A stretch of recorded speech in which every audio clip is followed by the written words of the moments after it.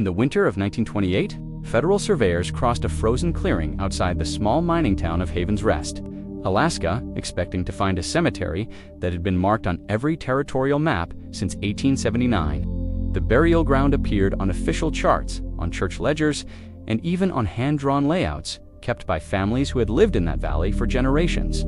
Yet when the surveyors arrived, they found nothing at all. The land was untouched. No graves, no markers, no disturbed earth under the snow. There was not a single sign that anyone had ever been buried there. When they reported back to the town council, every official responded with the same calm voice. There has never been a cemetery in that valley.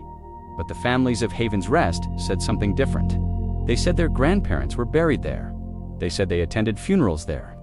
They said the town was lying to protect something that should never have been uncovered. This is the story of a vanished cemetery, a frightened town, and a secret that was never meant to be found. The first reports reached the territorial office in early February. Snowfall had been heavy that year, and the remote regions of Juneau County were buried in drifts taller than most cabins. Even so, the federal surveying team had been ordered to update the land charts before spring. Alaska was preparing for major land allocation. Mining companies wanted rights. Timber companies demanded boundaries. The government needed accuracy, so the surveyors pushed deeper into the wilderness than they ever had before. The team leader, Samuel Dray, had been working in the north for more than 20 years. He knew how the land behaved. He knew where frozen rivers twisted. He knew which patches of forest swallowed compasses and which valleys carried sound for miles. Dray had never been wrong about a location. He carried his tools like extensions of his own bones, a rolled map in his pack, a brass compass gifted from his father, a notebook with distances measured down to the last inch. Accuracy was the ground he walked on, which is why he was confused the moment he stepped into the clearing marked on the map. His boots sank into thick snow, but the ground beneath was firm and even. No dips, no raised earth, no irregular stones. He expected to see a wooden fence, maybe a wrought iron gate. He expected rows of crosses, wooden planks, markers with dates carved by hand. But there was nothing. The clearing was flat and white and untouched, a perfect sheet of winter.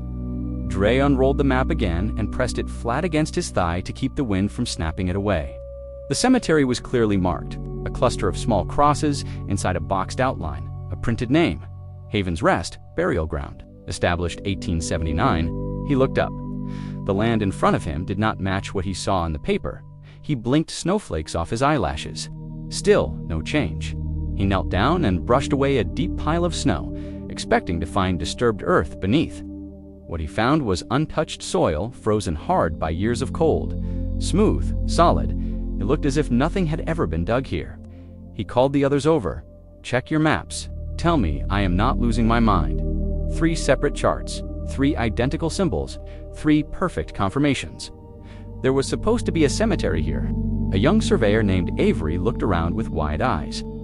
How do graves vanish like this? They did not know the answer, and the silence of the forest offered none. Dray instructed the team to spread out and search for any sign of human activity. They found nothing. No discarded wood, no remnants of fences, no stones half buried in the snow, not even sinking points in the earth where old coffins may have collapsed. If people had once been buried here, the ground kept no memory of them. By twilight, the team had grown uneasy. Alaska had many mysteries. People spoke of lost mines, strange animal migrations, tribes that vanished without explanation. But a cemetery was physical. A cemetery was documented. A cemetery had families who remembered its existence. It was not something that simply evaporated. They left the valley in silence, snow crunching under their boots as the last light faded behind the mountains. Dray walked slower than the rest, glancing over his shoulder at the clearing. A feeling stirred in him that he had never experienced in all his years of work. It was not confusion. It was not fear. It was something colder, something like the land itself was keeping a secret. Storm clouds rolled across the sky before they reached town. The wind pushed icy flakes against their faces until the men pulled their coats tight and lowered their heads. Havens Rest was a small place, a single main road, a church, a general store, a council hall, a cluster of houses belonging mostly to families who had lived there since the 1800s. The lights were already on when the team arrived. Lantern flicker glowed through every window. Inside the council hall, the elected officials sat around a crackling stove. The heat felt good after the biting cold. Dre removed his gloves and spread out the map on the table. "We found the valley," he said calmly. "But the cemetery is not there." The council members exchanged quick glances. One of them, a man named Wallace Harper, cleared his throat. "Mr. Dre, this town has no record of a cemetery in that valley." Dre pushed the map toward them. "Then explain this." "It is on territorial charts. It is on state-approved maps from the last 40 years. Harper studied the map with an expression that seemed too composed. "This is incorrect." Dre narrowed his eyes. "Incorrect in 4 separate charts across 3 decades.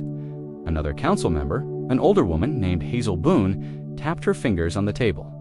"There has never been a burial ground there. That much I can promise you." The room felt tighter, warmer, almost oppressive. Dre lifted the map again. "Who drew the original land layout for this area?" A moment of heavy silence answered him. Hazel spoke first. "That map was drawn before Haven's Rest kept proper records.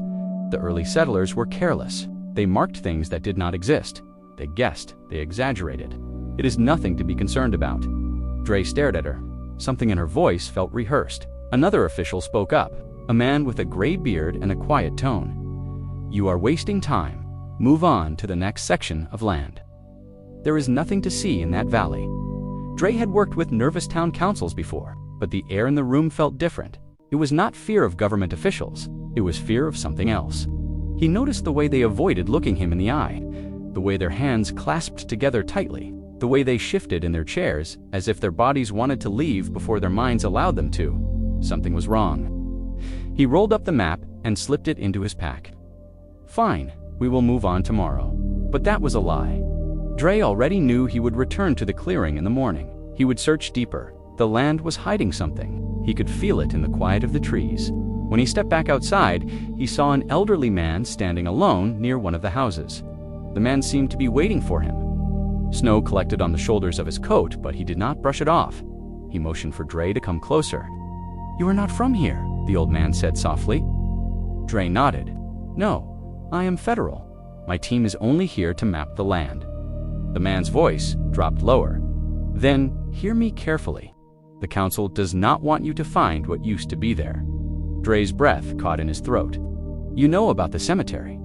The old man looked toward the dark line of forest. "It was real. I have stood there. I attended funerals as a boy. I can still see the crosses in my memory." Dre felt the cold tighten around his chest. "Then why is everyone saying it never existed?" The man hesitated, his eyes filled with something that looked like guilt. Because something happened in that valley, something this town agreed never to speak of again. The wind howled through the narrow street, snow swirled between them. Dre stepped closer. "What happened?" The old man shook his head. "It is not my story to tell, but I will give you advice. Do not return to that clearing alone. The land looks empty, but it remembers." He turned and walked away, leaving Dre standing in the snow with a weight settling heavily in his gut. The night around him felt darker than before. The air had a sharp edge, as if the forest itself had been listening. Dre returned to the inn and tried to rest, but his mind replayed the old man's words again and again. A cemetery that countless maps documented, a town that pretended it never existed, a valley that looked untouched but held decades of secrets beneath its frozen surface. And the old man's final warning echoed louder than anything else. The land remembers. That thought followed Dre as he drifted into uneasy sleep, and it was still with him when the morning arrived. He would return to the valley, would find the truth, but the truth was nothing like he expected, and Haven's Rest was not prepared for what he was about to uncover. Samuel Dre woke before sunrise. The room was cold, colder than it had been when he entered the night before. His breath formed soft clouds in the air as he sat up on the thin-in mattress. The wind outside rattled the wooden window frame. It sounded restless, almost alive. The memory of the old man's voice returned immediately. The cemetery was real, the council was hiding something, and the land, for reasons no one wanted to explain, remembered everything. Dre dressed quickly and strapped his tools around his waist. Compass, altimeter, folded maps. Notebook, a small crowbar for checking soil depth.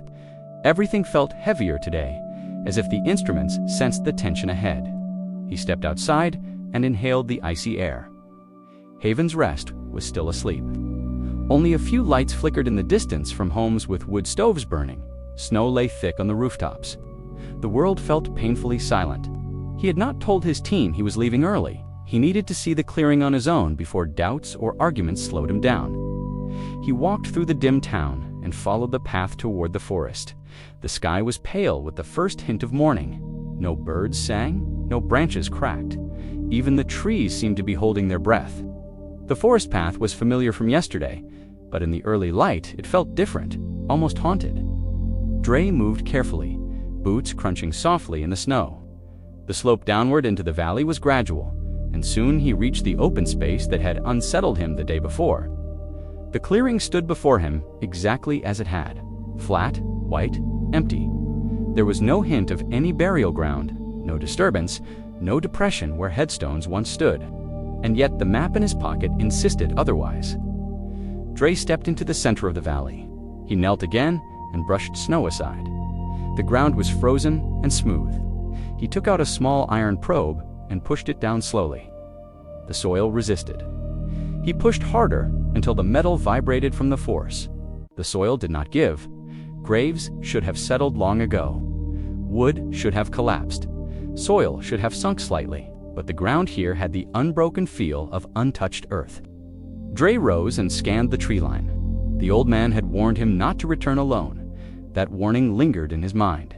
Yet he saw no movement, no tracks, nothing but trees standing stiff like sentinels. He walked toward the northern edge of the clearing and noticed something unusual. Near a cluster of spruce trees, there was a faint mound hidden beneath the snow. At first glance, it looked like a natural rise in the ground, but the shape was too even, too straight. Dre brushed the snow away with his glove and revealed a smooth surface beneath. It was wood. He scraped more. The shape became clearer, a plank, weathered, hardened by time, covered in frost. Dre crouched lower. The grain was rough, but unmistakably human cut. His heart began to pound. A remnant? The first real sign that a cemetery had indeed existed here. He cleared more snow and found a second board lying parallel to the first, and then a third. Not enough to form a fence, not enough to form a full structure, but enough to suggest the remains of something that once marked the boundary of a burial ground. He worked with urgency. The cold bit his hands, but he ignored the pain. He dug until a small rectangle of boards lay uncovered. The pieces looked broken. Some were splintered. Some bore small rusted nails, still trapped in the wood. The arrangement resembled the bottom frame of an old fence post. Not enough to confirm, but enough to unsettle. A sudden crunching sound snapped Dre's head up. Footsteps. He rose quickly and turned toward the tree line. A figure emerged slowly from the shadows. The old man from the night before. His face was pale in the morning light. He looked tired, as if he had not slept at all. "I knew you would return," the old man said softly. Dre exhaled, relieved he was not dealing with something more dangerous. "What is this?" Dre pointed to the wood. "There was a burial fence here, and graves. I can see that now." The old man nodded. His breath was thin white smoke in the air. "You have found what the council hoped would stay buried under years of snow. But this is only the beginning." Dre's voice tightened. "Tell me what happened here." The old man stepped closer and looked down at the exposed boards. Families in this valley buried their dead here for many years. It was a quiet cemetery, small, simple. The ground was frozen most of the year, but we dug when we had to. Every funeral drew the whole town. We respected the dead. We honored them. Then something changed. Dre waited. The old man looked toward the southern trees, as if seeing something no one else could. There were reports of graves appearing. Different people noticed the soil shifting. Even in winter, when everything was frozen, some markers tilted in ways that did not make sense, and some graves sank deeper than they should have, almost like something was pulling them down. Dre felt cold crawl up his spine. What happened next? The man lowered his head. A child went missing, a young boy named Merritt. No one ever found him, but his tracks ended near the cemetery. That was the first disappearance. Then another child vanished. And another. Dre stared at him in disbelief. "You are saying children disappeared near the graveyard?" "Yes," and the families grew terrified. Some believed the ground itself was cursed. Others thought something worse lived beneath the soil. Rumors spread. Whispers traveled faster than the truth. The council moved quietly. They ordered the cemetery closed. They removed the markers. They exhumed the bodies. Or at least, they tried. Dre felt something shift inside him.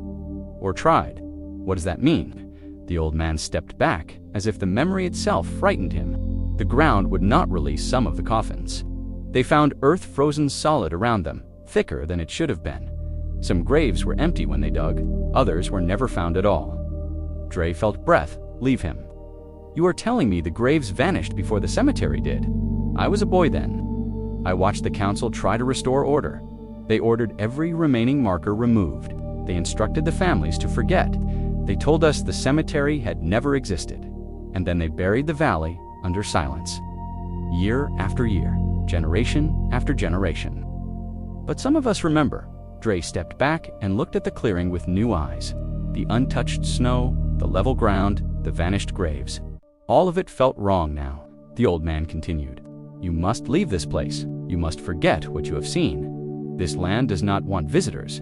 The council fears outsiders will dig up what should stay covered. And if you push further, I fear the land will respond. Dre shook his head. I cannot ignore this. Something happened here. Something terrible. I need answers. The old man's face tightened with sorrow. You will not find answers. Only consequences. A sudden gust of wind tore across the clearing. Snow lifted in a white swirl and stung their faces. The trees groaned like something heavy had leaned against them. A low humming seemed to rise from the earth itself. The old man took a step away. I should not have come. I have said too much. Leave now, Samuel Dre. If the land sees you searching again, I cannot help you. He turned and vanished into the trees, leaving Dre standing alone in the icy wind. The clearing felt colder, the silence heavier. The ground beneath him almost seemed to pulse. Dre's instincts screamed at him to leave, but curiosity gripped him harder. He knelt again and touched the wooden boards. The wood felt colder than the snow. Too cold, something was deeply wrong with this land. He took notes. He sketched the layout. He photographed the boards with his field camera, and then he stood and looked once more at the clearing. The old man said families tried to exhume the bodies, and some graves were empty. But if bodies were gone, where did they go? Dre turned to leave, but a sound froze him in place. A faint creaking, soft, almost like wood bending under weight. He spun around, nothing moved. The trees stood still. Then he heard it again, a slow, heavy creak beneath the ground. The sound of something shifting where no grave should exist. Dre backed away from the clearing, heart racing. The land had made a sound. The land had moved. He did not run, but he walked quickly, eyes scanning every shadow until the forest swallowed the clearing behind him. As he reached the path back to Haven's Rest, he whispered to himself the words he hoped were untrue. This cemetery was never erased. It was buried alive. He did not know it yet, but what he felt that morning was only the first warning. The truth about the missing cemetery was far darker than rumors, far older than the town, and far more dangerous than the council dared to admit. The morning sun barely broke through the dense, frozen trees when Samuel Dre returned to Haven's Rest. The valley and its vanished cemetery were now etched in his mind. He could not shake the old man's warning or the eerie emptiness of the clearing. There was something far older and darker than any mistake in maps. Something buried in the snow and soil of that Alaskan wilderness. Dre decided to pursue every lead, no matter how tenuous. He began with the town records and local archives. The town itself was small, with only a single clerk's office tucked beside the general store. He spent hours poring over yellowed papers, brittle with age, using a magnifying glass to read faint ink. Many of the early town documents had been destroyed by fire. The town burned down twice before 1915, but fragments remained, and those fragments told stories the council preferred to forget. The earliest entries mentioned the mining camps on the northern ridge. Prospectors arrived in 1900, seeking gold and other valuable minerals hidden in the frozen rocks. Families followed. A small cluster of cabins formed a settlement, then a church, then a cemetery. The records were vague, but the cemetery's existence was confirmed in multiple places. A ledger of church donations, letters requesting extra wood for crosses, and funeral announcements printed in local newspapers. Dre's finger traced a faded entry. March 18, 1903. 11 miners and 4 children buried in the Eastern Ridge Cemetery. Cause: mine collapse. Reverend Jensen conducted ceremony. Families requested private burial. No headstones, 11 minors, 4 children. Private burial, no headstones. His heart sank. The cemetery had been real. Families had honored the dead, even without markers. It was the first time the vanished graves became something tangible. Dre decided he needed eyewitness testimony. He sought out the few surviving miners and settlers who remembered those early years. Many were too old to speak. Others had left Havens Rest entirely. After days of inquiry, he found one man who still lived on the edge of town, Elijah Harris, 82, with snow-white hair and hands gnarled like old wood. Harris had been a boy in 1903. He had seen everything. Dre approached carefully. The man's home was a small log cabin, smoke curling from a crooked chimney. Inside, the fire barely kept the chill at bay. Harris sipped tea from a chipped enamel mug, his eyes sharp despite his age. "I hear you are asking about the cemetery," Harris said. His voice was low, cautious. "Not many ask anymore. Some things are better left buried." Dre nodded. "I need to know. What happened there?" Harris sighed and leaned back. The firelight flickered across his face. It was a terrible year. The mine collapsed in the eastern ridge. Water and rock crushed the workers. Children, too, who were visiting or living nearby. Families wanted to bury them. The town helped as best it could. We dug a cemetery quickly, crosses made from scrapwood, fences from leftover boards. Simple graves, nothing fancy, but they were ours. Dre took notes eagerly. Every detail mattered. Harris's eyes darkened. Then the company came. They did not want anyone to talk about it. They said if the grave stayed, we would all be sued, blamed for accidents, accused of negligence. They said the bodies had to be removed quietly and the markers destroyed. Families were scared. But what could we do? We had no power against them. They had money, influence, and the law on their side. Dre leaned forward. They removed the bodies. Harris nodded. Some, not all. Some were left behind. Some vanished. Nobody could explain why. Soil, too frozen to dig. Some graves emptied by forces we could not see. The rest, they told us the town would lie and say the cemetery never existed.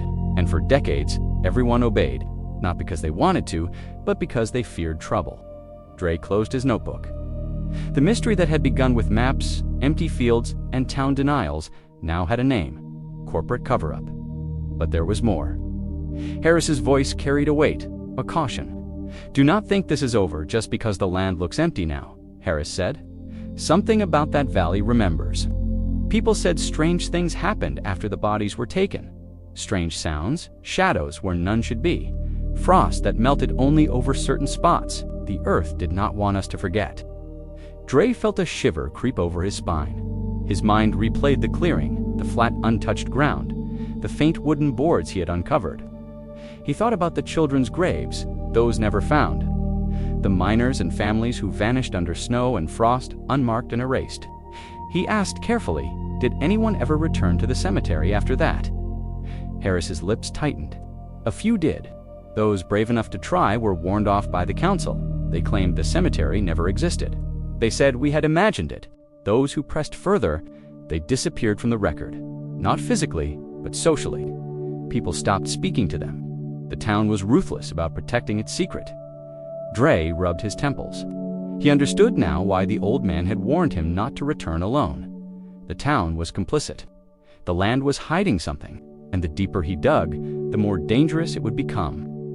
Determined, Dre spent the next days visiting mining company archives preserved in the state capitol. He discovered letters, ledgers, and directives from 1903. The correspondence was careful, meticulous, and chilling. "Do not allow public knowledge of the graves," one letter read. "Families must be persuaded to cooperate or threatened quietly. Any marker that survives will be removed. The cemetery shall not exist on record." Another letter included precise instructions: transport bodies under cover of night to temporary storage. Do not document. Crosses and boards must be destroyed. Soil should be leveled to erase all traces. Witnesses will be paid or silenced. This is non-negotiable. Dre felt the weight of history pressing down. The vanished cemetery was no accident. It had been deliberately erased. Generations of records, memories, and grief had been buried under threats and silence. Returning to Havens Rest, he sought to piece together what remained. He began mapping locations mentioned in the old letters and oral testimony. The eastern ridge, the slope of the valley, the hidden ravine behind the spruce trees. Each site corresponded with fragments of his previous findings. Finally, he returned to the clearing alone. He brought a measuring tape, a small pick, and his field notebook. He wanted to record anything visible before snow obliterated the traces again. As he stepped into the center, he noticed an unusual frost pattern, snow that had melted slightly in long, narrow strips. Frost had receded in ways that suggested movement beneath. He knelt to inspect. Beneath the thin crust, he found impressions in the soil, rectangular depressions, small, subtle, graves, once full, now empty of their contents. He realized with a start that the earth itself preserved a memory. The land remembered the buried bodies, even if the town claimed it did not exist. A sudden crack made him look up. Shadows shifted in the trees. The wind sounded different, carrying faint murmurs or echoes he could not identify. He felt unease crawl across his skin. This was no longer just a survey. It was a confrontation with decades of hidden sorrow and deliberate erasure. Dre dug carefully at one of the depressions and uncovered a fragment of wood, weathered, splintered, partially rotted. A grave marker. He photographed it, sketched it, and recorded its coordinates. Evidence proof that the cemetery had been real, that families had been silenced, that generations of memory had been stolen. The wind picked up. The valley moaned like the cry of the lost. Dre shivered, sensing something almost alive beneath the soil. He realized the valley held anger, grief, and sorrow in equal measure. A force invisible, silent, but enduring. He left the clearing careful not to disturb more than necessary. As he walked back through the snow, he thought of the children, the miners, the families. Graves removed under threat, erased from maps, denied by authorities, silenced by fear. He understood why the town lied. They had believed it necessary. But the truth was still there. The land remembered, and Dre now had the task of telling that story. By evening, he returned to his inn, exhausted. The pieces were coming together, but the picture was far from complete. He knew he had uncovered only part of the secret. The missing cemetery, the disappeared graves, and the vanished children were a puzzle with darker edges yet to be revealed.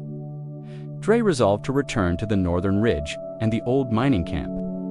Somewhere among the ruins, among the frozen timbers and collapsed tunnels, there would be the rest of the story. The valley, the town, and the land had secrets, but he intended to uncover them all, even if doing so meant confronting generations of lies, fear, and sorrow buried deep beneath the Alaskan snow.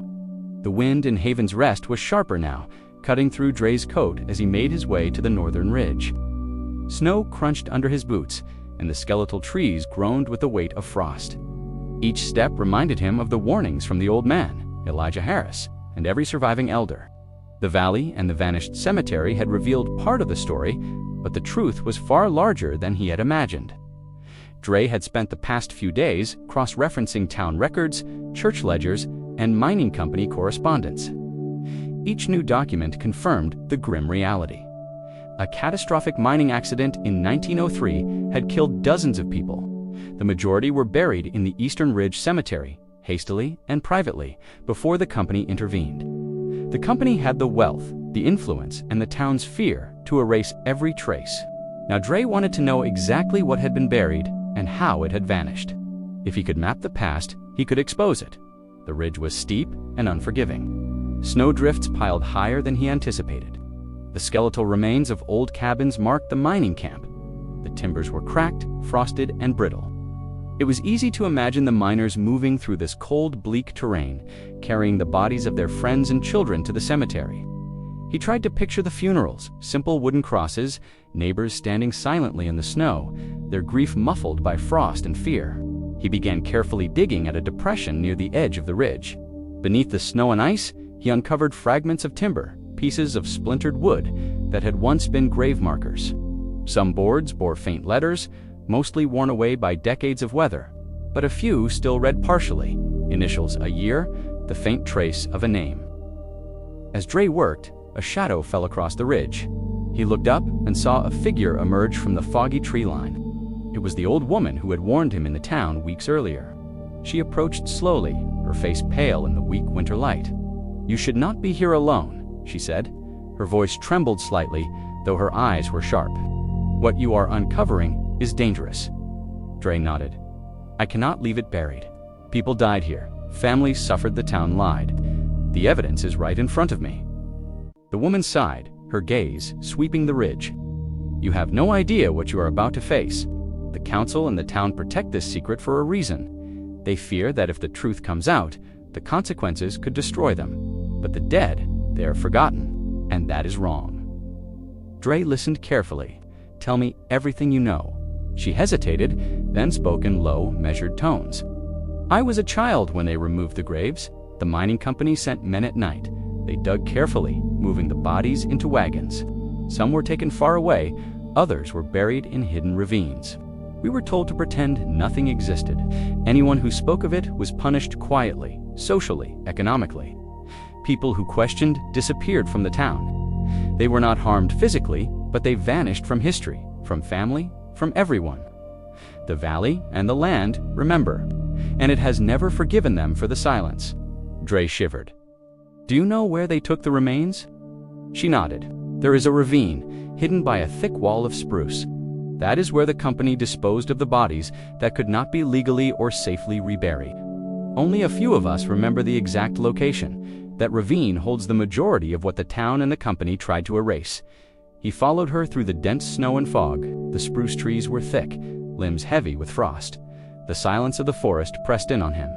He could hear only his boots crunching, the soft whine of the wind, and the occasional crack of ice breaking under the weight of snow. Finally, they reached the ravine. It was steep, almost vertical in places, and the shadows seemed to swallow the bottom entirely. The smell of damp earth and decaying vegetation was faint but present. Dre felt his heart tighten. He knelt and brushed away snow near the edge. The ground had been recently disturbed, though not by modern machinery. Old depressions, shallow and elongated, suggested human activity decades ago. The old woman motioned him to stop. "Do not touch too much. You will not undo what was done. But look, see what the land has preserved." Dre's eyes scanned the slope. Among the shadows, he noticed fragments of timber, small pieces of metal, and faint impressions in the frozen soil. He could feel the weight of decades pressing down. Children, miners, families, the bodies that had vanished from maps, erased from town records, removed by company orders, were here, hidden, silent, waiting to be remembered. He took out his camera and photographed everything. Every detail mattered. He sketched the slope, the position of the fragments, the layout of the trees around the ravine. Evidence, he reminded himself. The town may have lied, but history would not be silent forever. The old woman spoke again. "Many of us lived with the knowledge of this hidden cemetery. The council made sure no one would speak. They punished us with fear, and most obeyed. I am old now. I will not live much longer. But you have the courage to tell the truth." Dre nodded. "I will. The dead deserve to be remembered. The families deserve closure. And the town cannot lie forever." She shook her head. "They will resist. People are protective of their comfort and their lies. Some may even try to stop you, but the land remembers, and that memory is stronger than their silence." As Dre began to descend the ravine for closer inspection, he noticed something that made him pause. In the snow, there were faint patterns that looked almost deliberate. Lines that curved, intersected, and formed symbols too deliberate to be random. He traced them carefully with a stick.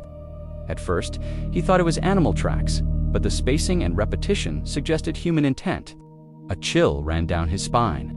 Could it have been a message left behind by those who moved the bodies? A warning or a record? He photographed the patterns meticulously, documenting each line, each curve. Every photograph would serve as proof. Every line might reveal a fragment of the hidden story. As evening approached, Dre returned to Haven's Rest. The old woman stayed behind, her figure disappearing into the trees. He knew she had shared more than most would ever admit. She had given him the key to uncovering the full truth. Back in town, Dre began organizing his findings. The combination of maps, oral testimony, physical evidence, and company records created a damning picture. The cemetery had existed. It had been real. Graves had been placed, crosses erected, families mourning. Then, through threats, bribery, and power, the mining company in town had erased it from every record. The land itself held traces of the vanished cemetery, silent reminders of lives forgotten. Dre felt the weight of the responsibility. He would not allow the town to continue hiding the truth. He would expose it. He would tell the story of the cemetery that appeared on maps, but not in real life. He would tell the story of the town that lied, the miners, the children, and every family whose grief had been buried in silence. That night, he reviewed his notes. The valley had revealed fragments, the ravine had whispered secrets, and the old woman had shared what only memory could preserve. But the most challenging part remained. How would the town respond when the truth finally surfaced? Would they resist, deny, threaten, or would they finally acknowledge the lives erased by fear and power? Dre did not know, but he understood one thing clearly. History would not be silent forever. The dead deserved to be remembered, and he would not rest until the cemetery, the children, and the families hidden from maps and memory were restored, at least in story and in truth. He closed his notebook and looked out the frosted window of the inn. Haven's Rest lay beneath him, quiet, blanketed in snow, the valley beyond holding its long-hidden secret. And for the first time, Dre felt certain that the town's lies were unraveling, piece by piece, and that the memory of the cemetery could no longer be denied. The first light of dawn stretched across Haven's Rest. Touching the snow-covered roofs and the skeletal trees of the ridge, Samuel Dre stood at the edge of the northern ravine, the hidden burial ground visible through the veil of frost. Years of secrecy, decades of fear, and generations of silence had cloaked this place. Now he was ready to shine a light on the truth. The valley below had remained untouched since the last known burials in 1903. Timber fragments, faded grave markers, and faint impressions in the frozen soil were all that remained. The land seemed almost alive, holding its memories, holding the whispers of children, miners, and families whose names had been erased. Dre knelt, tracing the depressions with his gloved hands, careful not to disturb what little evidence remained. Each indentation told a story of lives once mourned, now almost forgotten. He thought of the old woman, the miner Elijah Harris, and every elder who had survived the town's lies.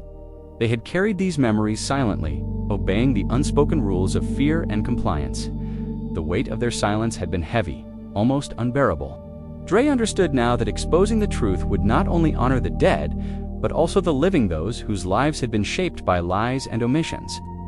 Dre began systematically recording the ravine. Every fragment of wood, every pattern in the soil, every trace of frost that suggested a disturbed grave was cataloged. He measured, photographed, and sketched, creating a detailed record that no one could later dispute. The surveyor's tools had become instruments of justice, capturing the evidence that the town and the company had tried to erase. Hours passed. The wind whispered through the spruce trees, carrying with it a mournful sound that seemed almost like a chorus of voices, long silenced. Dre could not tell whether it was the wind or the memory of the valley itself, but he did not flinch. He understood that he was not alone. The valley had been waiting for someone willing to remember. By mid-morning, Dre decided to approach the town council. He had prepared a detailed report, combining oral testimony, archival evidence, and his own fieldwork. The council chambers were quiet when he entered. The officials who had once insisted that no cemetery had ever existed now stared at him in disbelief as he laid out the evidence.